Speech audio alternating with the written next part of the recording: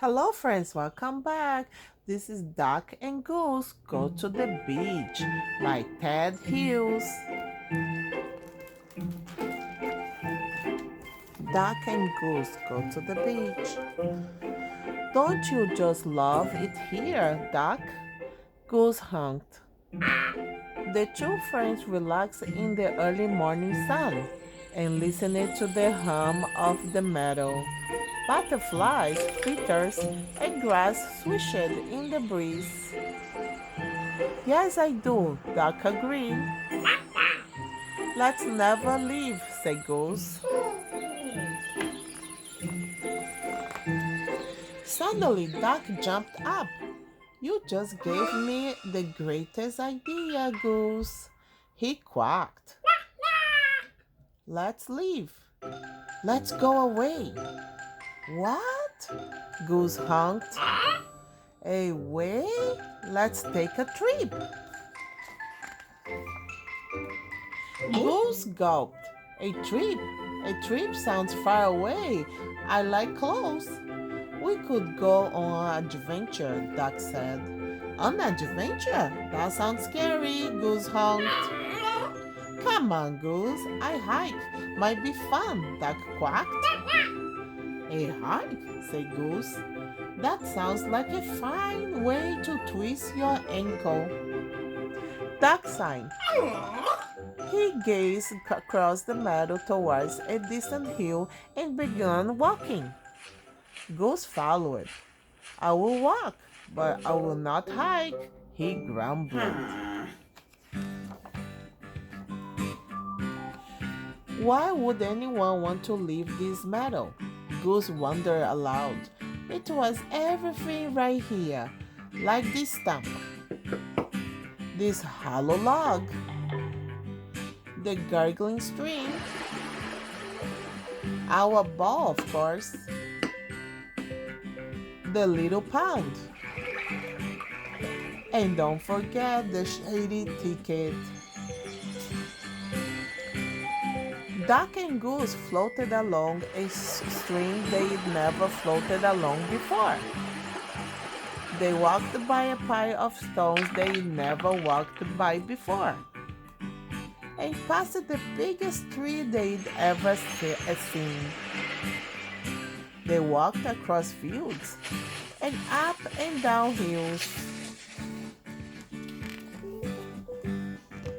By the time Goose reached the top of the highest hill, Duck was already gazing off into the distance. What's that? He quacked. Could it be the beach? Goose honked. Duck's tail twitched with excitement. I'm pretty sure I love the beach. You have been to the beach? Asked Goose. No, not yet, said Duck, and he took off down the hill. Follow me, Goose. We are going to the beach. Goose chased after Duck. But Duck, we already had our adventure, he called. Wait, he shouted. Slow down, he honked. But Duck did not slow down. Goose followed him through the brambles and the tall grass until finally Duck stopped. I think we have arrived at the beach, said Duck. Oh my, the beach is loud, yelled Duck over the sound of the waves. I can barely hear my own quack.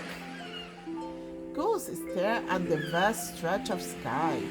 Sand and sea, isn't it magnificent? He said.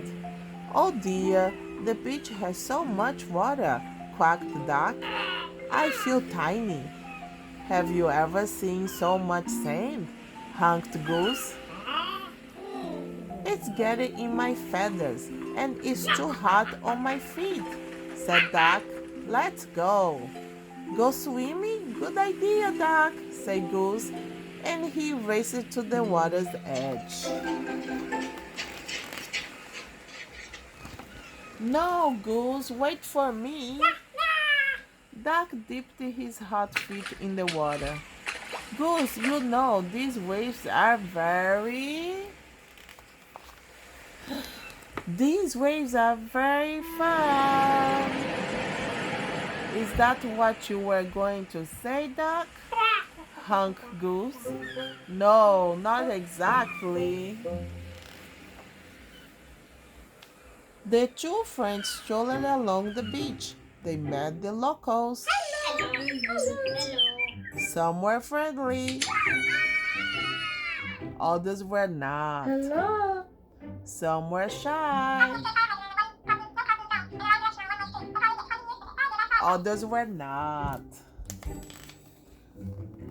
Goose thought Duck might enjoy searching for sea creatures under the rocks and seaweed. He did not. Be careful, Goose. You don't know what's in there, Duck quacked. They built a drip castle and they listened to the gentle roar of the ocean from deep with a seashell. It made Duck homesick. It sounds just like our gargling stream, he quacked. Later in the day, when the sand had cooled and the waves had settled, Duck and Goose relaxed. I like the smell of the beach, Goose said. Me too, Duck agreed, but not as much as the meadow. Well, there's no place like the meadow, hugged Goose. That's very true, said Duck. So, in the late afternoon, Duck and Goose followed the long shadow home. They talked about the exciting day and about the friends they met. They talked about the hot and the cool water, the noisy crashing waves, and the quiet tidal pools. Back in the meadow at last, they watched the sunset, birds sang, and the grass swished in the breeze. They both agreed that it was nice to be home. Duck, where should we go next? Goose asked. Duck closed his eyes. How about to sleep?